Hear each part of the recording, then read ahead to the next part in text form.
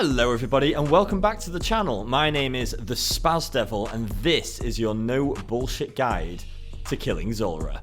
Let's go. Now Zulrah, questionably referred to as the money snake, is located in the Poison Waste and can be fought after completing the Regicide quest. You are also going to need to get a kill of Zulrah in order to complete your diary, so that is exactly what I'm here to help you do. Now Zulrah does look like the kind of thing you'd expect to find in the bedside drawers of a smelly depressed goth girl. Now the fastest way to get to Zulrah is with the Zulrah teleport, which can be bought off the Grand Exchange. Now these teleports are only 10,000 GP each from the Grand Exchange, but if you do not want to use them, you can use the Blowjobs teleport BJS. This method does require 76 agility unless you are boosting with a summer pie. Now that we know how to get here, let's jump into the gear, the inventory, the prayers, all that good stuff, and I'm going to show you how to sit this giant dildo down very quickly. Now, due to the amount of bots that Jagex is actually destroying at the moment, Zulrah is actually relatively profitable again. Zulrah scales, for example, have nearly doubled in price, so this boss, the average kill is somewhere between like 100 and 200k. You can get unlucky and get some shit drops, but you do tend to make a little bit of money here. Now, this guide is for the kind of person who actually has a life and maybe doesn't want to do loads of switches and loads of sweaty methods to kill this boss. With that said, I am going to be showing you the bofa only method, and I guarantee you there's one or two things in this video you probably didn't know and didn't think of. Now in terms of the gear, full bofa, as I have already mentioned, we're using a necklace of anguish, we are using Barrow's gloves because Zarite van braces are expensive as fuck.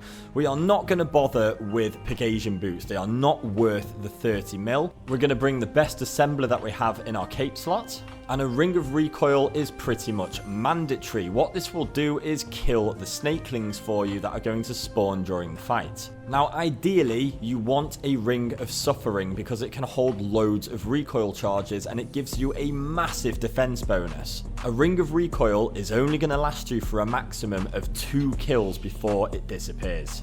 Now this is fine if you want to bring an extra one with you and put it in your inventory, but I highly suggest if you're going to farm Zulrah, I would get a Ring of Suffering. I believe the Echo Boots are also incredible here, but they do cost about 20 mil to make, and I don't really think it's worth it, whereas a Ring of Suffering has probably got more use cases across the game.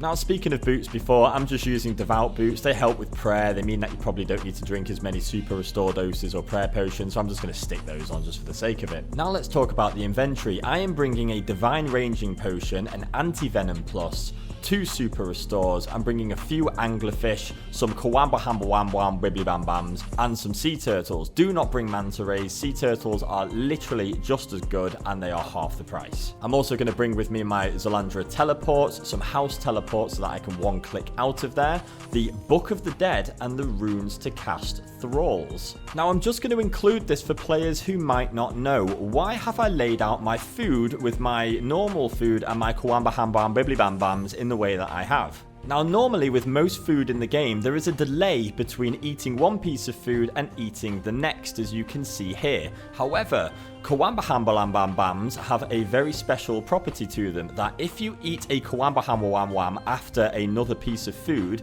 it will instant eat it on the same tick, meaning that you can heal up to 40 damage incredibly quickly. This is known as combo eating. Now you know how it works. Sometimes Zulrah will slap you through prayers and do a reasonable amount of damage, so this is a really good way to instantly get literally nearly half of your health back in a fraction of a second.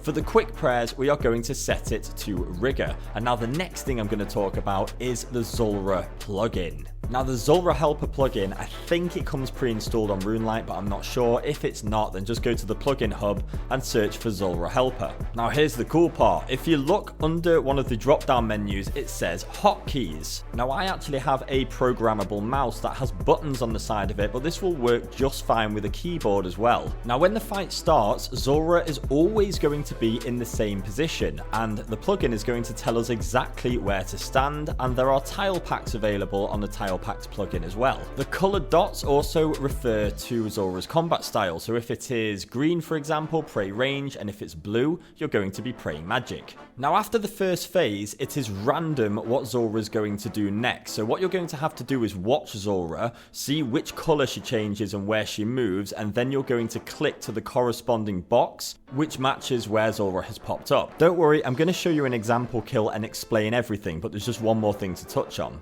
If Zulrah does go into the melee phase, for example, on the first switch, we can see that the very next phase that is going to happen is going to be a magic phase. After this magic phase, there are 2 possible range phases that can pop up, so you will need to manually click which one Zulrah ends up going to. From here, every time Zulrah moves around, you just need to press Control on your keyboard or your mouse hotkey, and it will start going through all of the phases for you.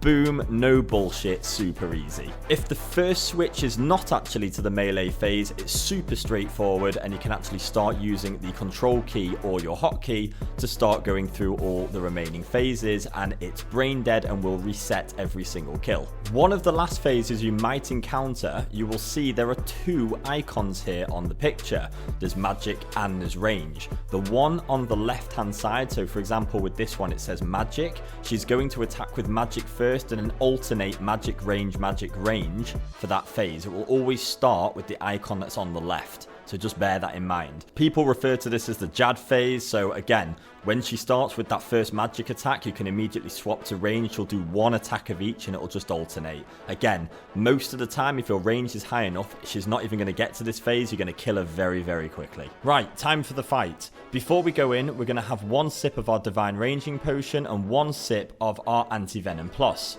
While the instance is loading up, it's also a good idea to turn your quick prayers on so that you know Rigor is going to be active. As soon as we arrive, we are going to go straight to the tile that you see me going to now. I'm going to go ahead now and spawn a Thrall, and I'm going to spawn the Skeleton Thrall just because I'm using range, it's using range. It really doesn't fucking matter. Start slapping her with your bofa, and when she dips into the water, just have a look at where she pops up and click the corresponding tile on the plugin. Now she's going to start using magic, so let's change our prayers accordingly. Now she will spawn some fart clouds, but it doesn't matter because we are standing in the right spot, and she will spawn some snakelings which will die instantly because of our ring of recoil. Now she can hit you with some very fat unavoidable damage as far as I'm aware, just that's why we're combo eating, that's why we do what we do. I've already pressed Control on my mouse hotkey, so I know that the next phase is going to be range and I know exactly where to stand and where she's going to pop up. As with the last time, just make sure you change your prayer accordingly.